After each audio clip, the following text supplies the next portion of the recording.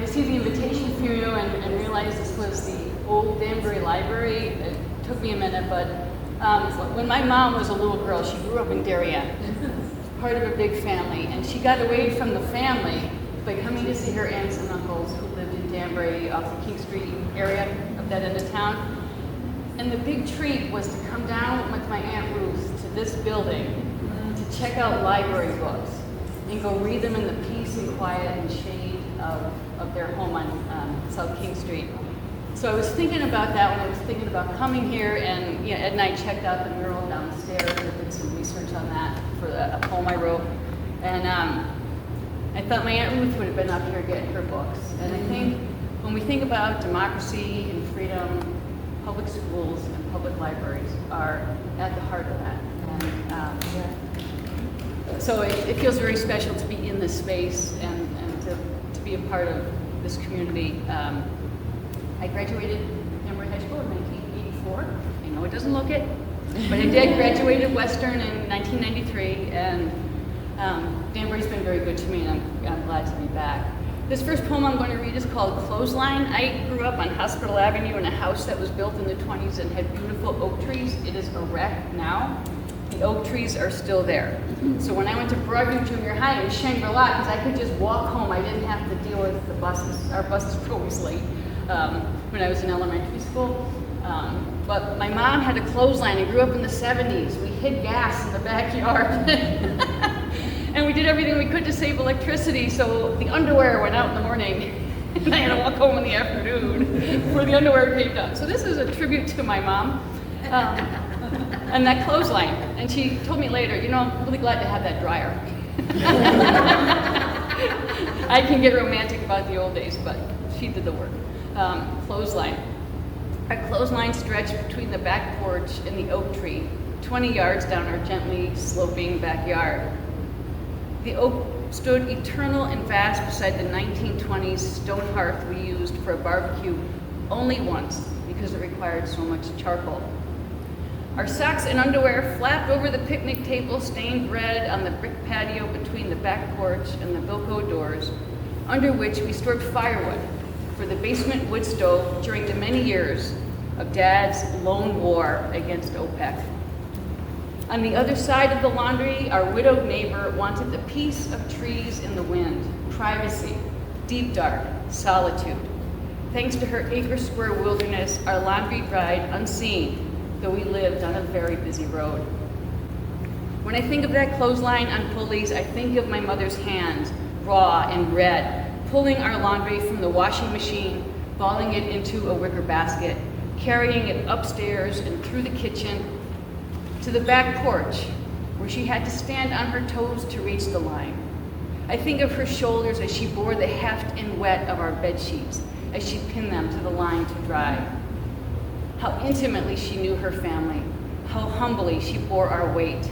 Every week she took our clothes, towels, sheets, and made them bright white, fragrant and filled with sunshine. She knew us well. She made things right. She seemed not to mind that it might take us decades to notice, that she might not be here for that moment of our awareness and the joy of it, that our embrace, our gratitude, would have to wait.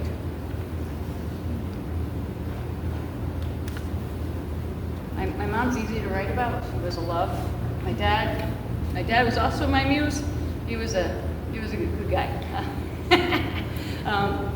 I am a public school teacher, like I said. I live in Southbury now, and I teach up in Litchfield in what is now Region 20, the result of Region 6 and Litchfield Public Schools merging. So I have a really beautiful but slow ride because there's all kinds of wildlife. So high school teachers, we drive in the dark a lot like this because you're waiting. You're waiting the possum to come out when you don't need them to. And it takes me a long time to do what Google says should be a 20-minute drive. I get texts from Ed, "Are you okay?"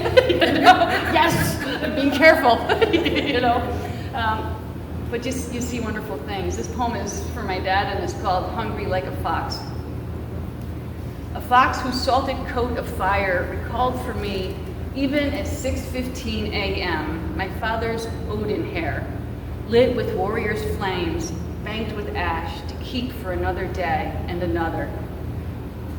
Stopped in the bicycle lane across the street from the gate to the Bethlehem Fairgrounds and caught my gaze as he looked in my direction, but not because I saw the small dead mammal in his mouth and sought the eyes of the beholder. Nope, we just happened to make eye contact in the morning. Two vessels with their cargo, though the books of poetry in my Volkswagen Beetle could not compare to his breakfast. I thought, though, that our lives are nevertheless parallel. Two ravenous mammalian scavengers, open-mouthed to the gifts of morning, moving on, the fox into a field of what will be corn by the end of the season, and I to a school beyond where I search for words to describe hunger in all its human forms, to young minds imagining themselves far away, soon. This is what every story is about. The root of every great hero leads to the fox, the hunting, claiming, going home, feasting, always the All-Father, wandering in the clothes of a beggar into a story that ends in a full belly, what we call victory.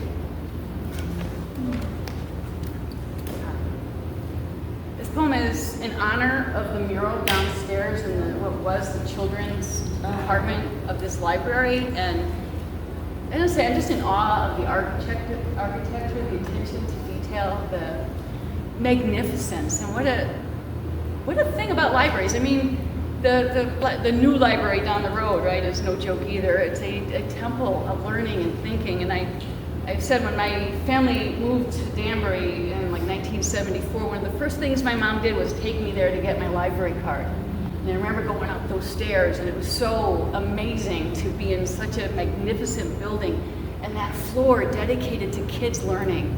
Imagine what we have, that we spend our money through taxes to buy books, and we have this arrangement that just keeps showing up, and borrow the book, bring it back, and we can learn more and more. And isn't that how Maya Angelou and the great Ernest Gaines became the great writers that they did? They read books in public libraries. So. This poem is called The Troubadour Invites You. The troubadour opens himself to the muses, channels every story across time and place through his soul, and claims his voice to tell dreams to children whose wide open eyes take in the dream of Robin Hood, fending for friends in need without thought of personal cost.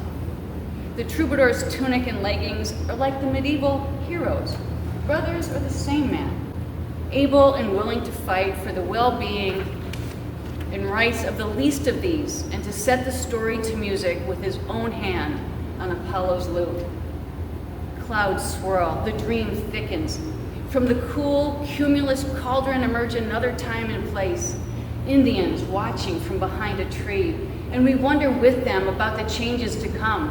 What will happen to Earth Spirit as arrows meet the lead of muskets? These images inform childhood lessons of the first Thanksgiving and school feasts of popcorn and apples, construction paper bonnets, and paper feather headdresses. There is a longed-for story of peace in this gathering at the table, one our fathers and mothers, silent in their solitary souls, wished were true. But here we are, and there is Pinocchio, who will learn that seeking the truth and telling it bring to the surface our humanity. What else rises? Dragons and witches leading us into darkness we will learn is all our own, and we alone must conquer it. There, a treasure-seeking pirate gazes deep into a cave. What wealth, what wonder within will he claim for himself, from within himself? There is the human spirit, what we know of ourselves, and what we fear in ourselves. Look at the children wrapped in the words of the storytelling troubadour, a guy who finds truths and invents stories composed in verse that they might know the world in some way before it claims them. Welcome, children, to your free public library, where you are free to dream and imagine and discover yourself, the darkness and the light that stir your heart and mind. The more perfect union begins in your soul, where stories are born, and you have a right and a role. Thank you. I just want to comment.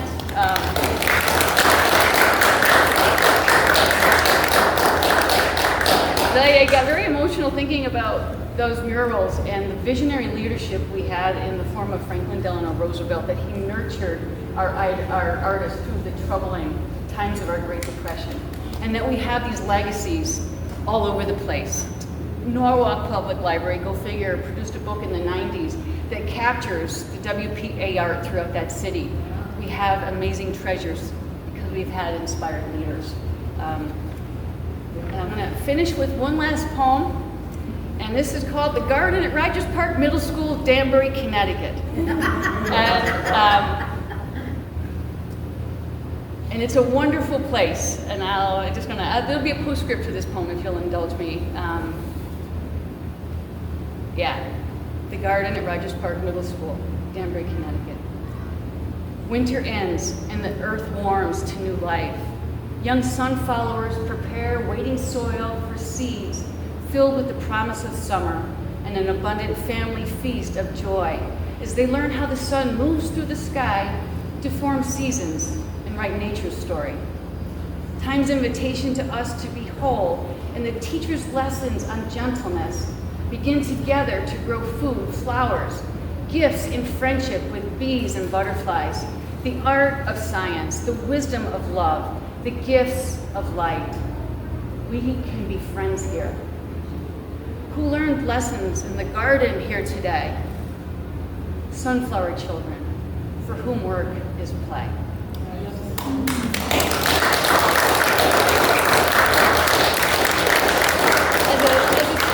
As a Danbury native, I am jealous that Danbury gets to claim Bernardo DiCastro, an 8th grade science teacher at Rogers Park Middle School. I've known Bernardo and his family for a number of years, but I got to see his outdoor classroom down at Rogers Park this past week. So I'm doing the Master Gardener program, and I was trying to connect him with a woman who wants to figure out how to grow gardens at public schools and get kids involved. Bernardo's been doing it forever.